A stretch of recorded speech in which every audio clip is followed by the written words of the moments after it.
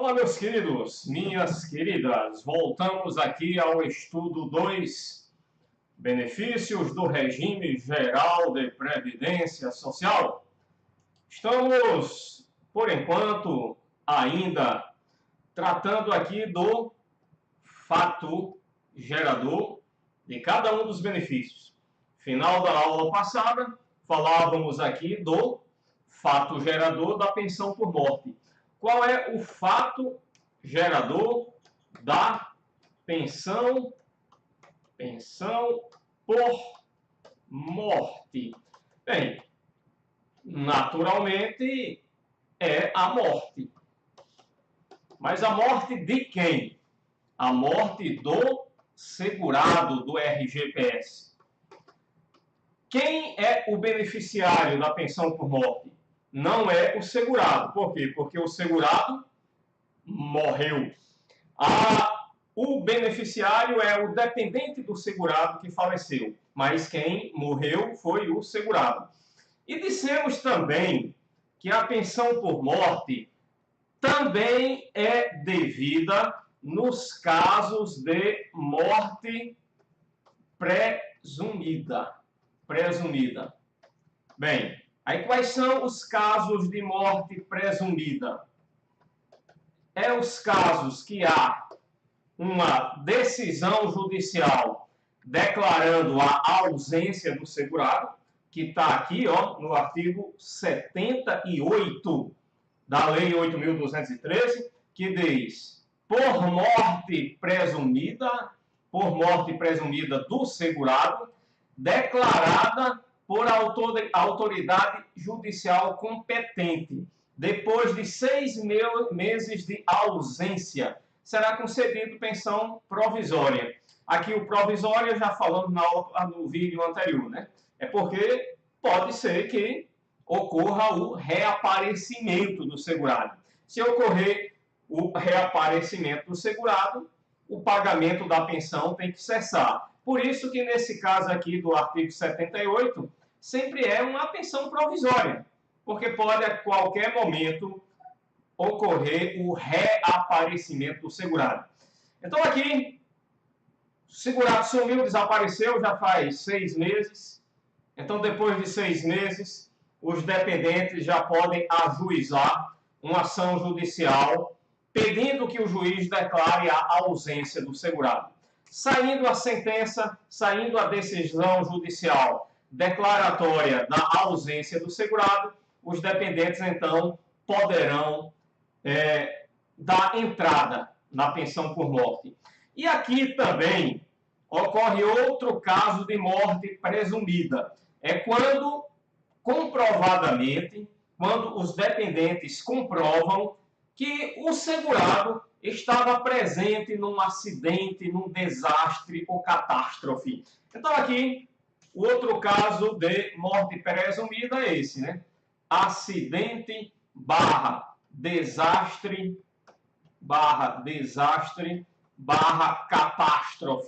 catástrofe.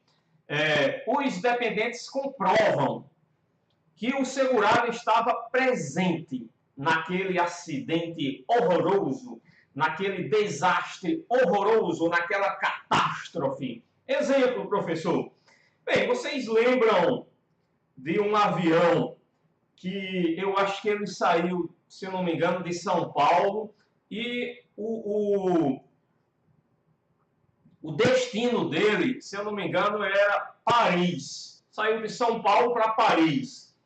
Mas quando chegou ali perto de Fernando de Noronha, o avião caiu dentro do mar. Alguns corpos foram encontrados, outros não. Bem, aqueles corpos que foram encontrados e a pessoa realmente está morta, então enquadra-se aqui no primeiro caso. Foi comprovada a morte, o médico comprovou que o cidadão está morto e foi lavrado um atestado de óbito. Então, aqui se enquadra no primeiro caso. Mas alguns corpos não foram encontrados. Então, ninguém pode dizer com toda certeza que aquela pessoa morreu. A gente pode apenas presumir que ela morreu. Ora, o avião caiu dentro do mar. Até hoje o corpo do cidadão não foi encontrado. Então, presume-se que ele morreu. É caso de morte presumida. O corpo não foi encontrado. Então, há apenas uma presunção de morte. Aí aqui se enquadra nesse caso aqui, ó. É um caso de morte presumida decorrente de um acidente, de um desastre ou de uma catástrofe. Nesse segundo caso aqui de morte presumida, nesse caso de acidente, desastre ou catástrofe, é necessário decisão judicial? Não. O próprio dispositivo aqui da lei deixa claro. Parágrafo 1º do artigo 78. Mediante prova do desaparecimento do segurado em consequência de acidente, desastre ou catástrofe. Não precisa de decisão judicial aqui. Precisa só comprovar que o cara estava no meio daquele acidente. Então, nesse caso, ó, os seus dependentes farão jus à pensão provisória, independentemente da declaração e do prazo desse artigo. Qual é a declaração? A declaração é a declaração judicial. E qual é o prazo? É o prazo de 6 meses. Nesse caso de acidente, desastre ou catástrofe, não é necessário nenhuma coisa nem outra. Ou seja, não é necessária a declaração judicial, a decisão do juiz, não é necessário. Também não é necessário esperar 6 meses. Imagine, o avião caiu lá perto de Fernando de Noronha. Ninguém encontrou o corpo do segurado. Será que os dependentes têm que esperar 6 meses para dar entrada na pensão? Não. No outro dia já pode dar entrada. Presume-se que o cara morreu. Aquele avião caiu no meio do mar. Então, presume-se que todos os passageiros morreram. É morte presumida. Bem, e se não morreu? Aí depois o cara reaparece e o benefício será cancelado. Mas, num desastre daquele tamanho, o corpo não foi encontrado. Presume-se que o cidadão morreu. Então, nesse caso, nesse exemplo daquele avião que caiu no mar, lá perto de Fernando de Noronha, o que é que os dependentes precisam para dar entrada na pensão por morte? Eles precisam apenas comprovar que o segurado embarcou naquele avião. Então, eles devem procurar a companhia de aviação e pegar uma relação dos passageiros que embarcaram para que eles comprovem que aquele segurado do qual eles são dependentes, aquele segurado embarcou naquele avião. Então, presume-se que ele morreu. Bem, se ocorrer reaparecimento, o que é que acontece? O parágrafo 2º do artigo 78 diz: verificado o reaparecimento do segurado, o pagamento da pensão cessará imediatamente, desobrigados os dependentes da reposição dos valores recebidos, salvo má-fé. Ou seja, os dependentes já vinham aí há uns 2 anos recebendo a pensão em decorrência de uma morte presumida. Aí, um belo dia, o segurado decide reaparecer. O que é que vai acontecer? A pensão, o pagamento da pensão vai cessar imediatamente. E os valores que eles já receberam, os valores que os dependentes receberam durante esses 2 anos, eles serão obrigados a devolver esse dinheiro à Previdência? Resposta: não. Salvo se houver má-fé. Se houve má-fé dos dependentes, sim, eles têm que devolver. Mas se não houve má-fé, se eles estavam recebendo de boa-fé, não tem que devolver nada. Ok? Como seria má-fé, professor?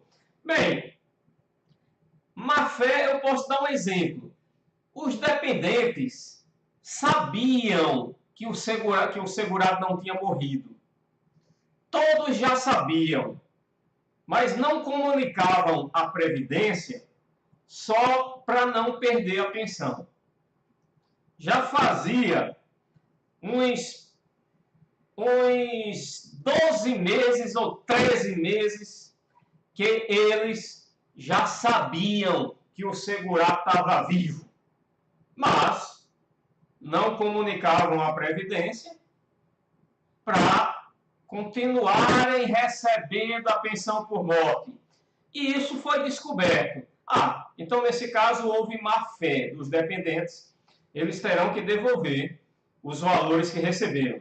Porém, se não houve má-fé, não tem que devolver nada. Apenas o pagamento da pensão cessará imediatamente no momento em que o segurado reapareceu.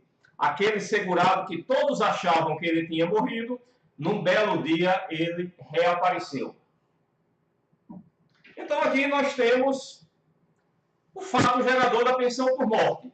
Qual é o fato gerador da pensão por morte? A morte do segurado. Inclusive no caso de morte presumida. Inclusive no caso de morte presumida. Próximo benefício é o auxílio reclusão. Qual é o fato gerador do auxílio reclusão? Vamos extrair o fato gerador do auxílio reclusão do artigo 80 da lei número 8.213. Artigo 80 da lei 8.213, na telinha do seu computador, diz o seguinte: o auxílio reclusão será devido nas mesmas condições da pensão por morte.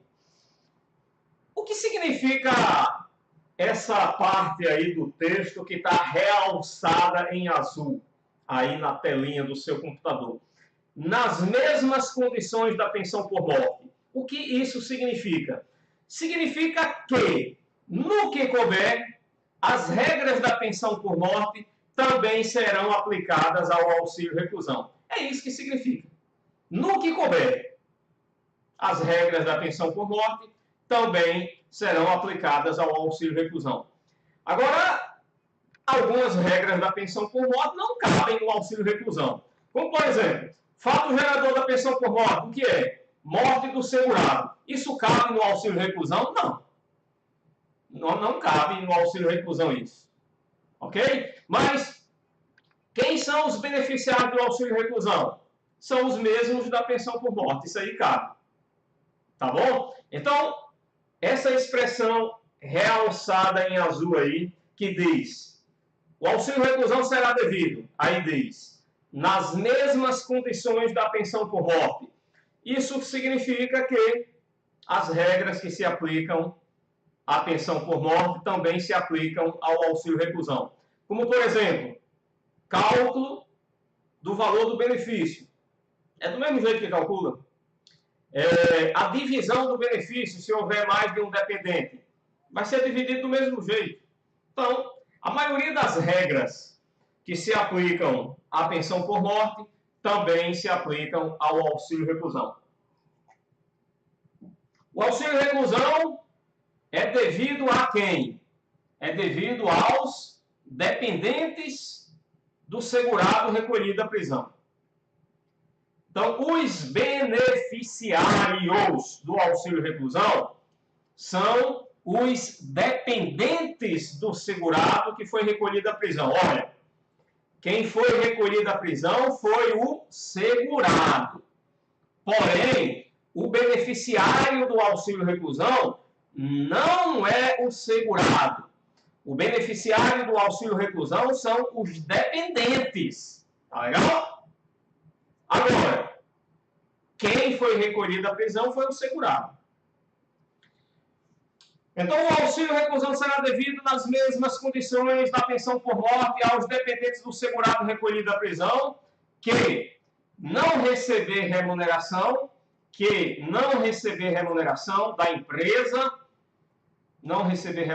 empresa, nem estiver em gozo de auxílio-doença, nem estiver em gozo de auxílio da doença, de aposentadoria ou abono de permanência em serviço. Então, aqui já dá para extrair o fato gerador do auxílio reclusão. Porém, eu ainda quero acrescentar algo que está lá na Constituição Federal, no artigo 201. Aqui, artigo 201 da Constituição Federal, inciso 4. Aí aqui no inciso 4 do artigo 201, é dito que a Previdência Social concederá salário em família e auxílio reclusão para os dependentes do segurado de baixa renda. Então, vejam, para que os dependentes do segurado tenham direito a receber auxílio reclusão, é necessário que aquele segurado que foi recolhido da prisão seja de baixa renda, tá legal? Se ele for de renda média ou renda alta, os dependentes não terão direito a receber o auxílio reclusão. Para que os dependentes tenham o direito de receber o auxílio reclusão, é necessário que o segurado, aquele segurado que foi recolhido da prisão, seja de baixa renda. E o que é baixa renda? Olha, essa exigência de ser de baixa renda foi uma exigência estabelecida pela Emenda Constitucional número 20. Aí aqui no artigo 13 da Emenda Constitucional número 20, diz o seguinte: até que a lei discipline o acesso ao salário em família e ao auxílio reclusão, esses benefícios serão concedidos apenas àqueles que tenham renda bruta mensal igual ou inferior a R$ 360, que até a publicação da referida lei, que nunca foi publicada até hoje, serão corrigidos pelos mesmos índices aplicados aos benefícios do regime geral. Então, lá em 1998, época da publicação da Emenda Constitucional número 20, naquela época, segurado de baixa renda era aquele que tem a renda bruta mensal igual ou inferior a R$ 360. Mas vejam que o artigo 13 diz que esses R$ 360, eles devem ser corrigidos. Esses R$ 360 não ficam congelados, não ficam. Todo ano, na mesma data que os demais benefícios do regime geral são reajustados, esse valor também é reajustado. Então, atualmente, neste ano que nós estamos, que é o ano de 2018, segurado de baixa renda, é aquele que tem salário de contribuição menor ou igual a R$ 1.319,18. Então, isso aqui é o que significa um segurado de baixa renda no ano de 2018. No próximo ano, 2019, esse valor vai ser corrigido pelo INPC. Por que pelo INPC? Porque INPC é o índice que reajusta os benefícios do regime geral de previdência social. INPC significa Índice Nacional de Preços ao Consumidor. Esse índice é calculado pelo IBGE, tá bom? Então, agora sim, qual é o fato gerador do auxílio reclusão? Vamos lá, anota aí na caderneta. O fato gerador do auxílio reclusão é o segurado de baixa renda ser recolhido à prisão em regime prisional fechado ou semiaberto. Se o segurado está no regime prisional aberto, os dependentes não têm direito a receber o auxílio reclusão.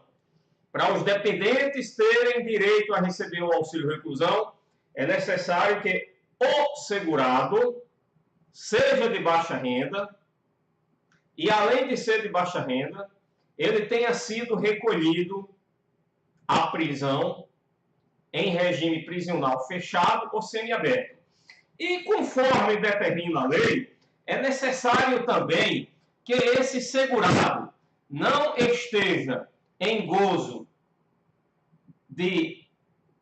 não esteja recebendo remuneração da empresa onde ele trabalhava, nem esteja em gozo de auxílio-doença, aposentadoria ou abono de permanência em serviço. Então, vamos resumir aqui tudo, né? Vamos resumir. Do mesmo jeito que a gente fez com os outros benefícios, vamos colocar aqui. Fato gerador do auxílio reclusão. Fato gerador do auxílio reclusão. Vamos lá. É o segurado de baixa renda, o segurado de baixa renda, ser recolhido à prisão em regime prisional,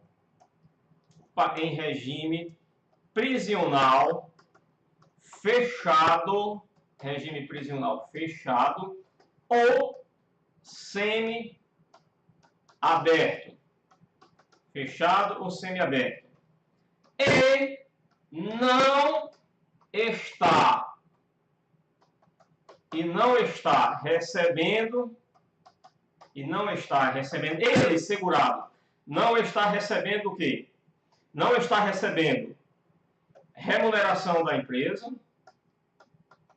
não está recebendo remuneração da empresa, aposentadoria,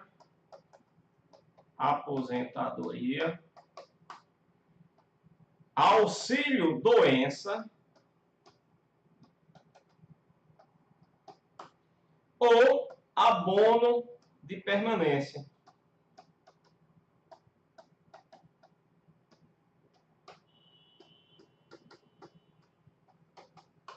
Então, a primeira coisa aqui é o segurado, faltou o dó aqui, ó, o segurado ser recolhido da prisão. Não, a primeira coisa é o segurado ser de baixa renda. Porque se o segurado for de baixa renda, nem adianta ser recolhido da prisão. Porque os dependentes não vão receber, se ele não for de baixa renda. Aí, baixa renda, já dissemos aqui o que é, né? Salário de contribuição menor ou igual a R$ 1.319,18. Então, a primeira coisa é o segurado ser de baixa renda. Segunda coisa, ele ser recolhido da prisão em regime prisional fechado ou semi-aberto. É a segunda coisa. Terceiro, não está recebendo remuneração da empresa. Como ele receberia remuneração da empresa, professor? Imagine que esse segurado de baixa renda que foi recolhido da prisão, ele era empregado de uma empresa. Aí ele cometeu um crime e foi recolhido da prisão. E mesmo assim, a empresa continuou pagando o salário dele, mesmo ele estando preso. E mesmo sem estar prestando serviço à empresa. Bem, você pode dizer, professor, mas isso não existe, como dizia aquele Padre Quevedo, né? Isso não existe. Bem, na grande maioria dos casos, o que vai acontecer é o seguinte, né? A empresa tem um empregado. O empregado cometeu um crime e foi recolhido à prisão. O que é que a empresa faz? Bem, em 99,9% dos casos, o que a empresa vai fazer é demitir o cara, né? Inclusive por justa causa. Se o empregado da empresa foi recolhido à prisão, isso é justa causa para a empresa demiti-lo. Por quê? Porque ele preso lá não tem como ele prestar o serviço. O cara é empregado da empresa, dá expediente todo dia. Aí agora foi recolhido à prisão. Não tem como prestar o serviço. Aí isso é justa causa para a empresa demitir. E é o que ocorre na maioria das vezes. Porém, existem as exceções à regra. Qual é a exceção à regra? A empresa tem um carinho muito grande por aquele empregado. É o que se considera assim um empregado padrão. Aí ele deu uma escorregada aí no momento de fraqueza e cometeu um crime e foi recolhido à prisão. Mas devido ao grande apreço que a empresa tem pelo empregado, ela continuou pagando o salário dele, continuou pagando a remuneração. Aí, nesse caso, os dependentes não terão direito a receber o auxílio reclusão. Se o segurado que foi recolhido da prisão já é aposentado, Nesse caso, os dependentes também não têm direito a receber auxílio reclusão. Por quê? Porque o segurado recebe aposentadoria. Entendeu? É porque tem gente que pensa que quando um aposentado comete um crime e vai preso, tem gente que pensa que o aposentado perde a aposentadoria porque foi preso. Não, não perde não. O cara é aposentado. Aí cometeu um crime assim gravíssimo. Ele cometeu um estupro seguido de morte. E além do mais foi com uma criança de 10 anos de idade. É um crime horrível, absurdo. Mas o cara é aposentado. Ele não vai deixar de receber a aposentadoria pelo fato de ter cometido esse crime, não. Ele provavelmente vai ser preso e vai cumprir a pena dele, que é de reclusão, tem também pena de multa. Mas a pena para quem comete esse crime horroroso não é perder a aposentadoria. Não está escrito lá no Código Penal que quem pratica esse crime perde a aposentadoria, não. Está dizendo que quem pratica esse crime vai cometer pena de não sei quantos anos de reclusão, vai apodrecer na cadeia, mas vai continuar recebendo a aposentadoria. Aí, se esse segurado que foi recolhido à prisão, se ele recebe a aposentadoria, mesmo que seja uma aposentadoria assim, só de um salário mínimo, é de baixa renda, né? Só ganha um salário mínimo de aposentadoria, mas mesmo assim, os dependentes não terão direito a receber o auxílio reclusão. Também, se esse segurado que foi recolhido à prisão, se ele está em gozo de auxílio doença, também, outro caso que os dependentes não terão direito a receber auxílio reclusão.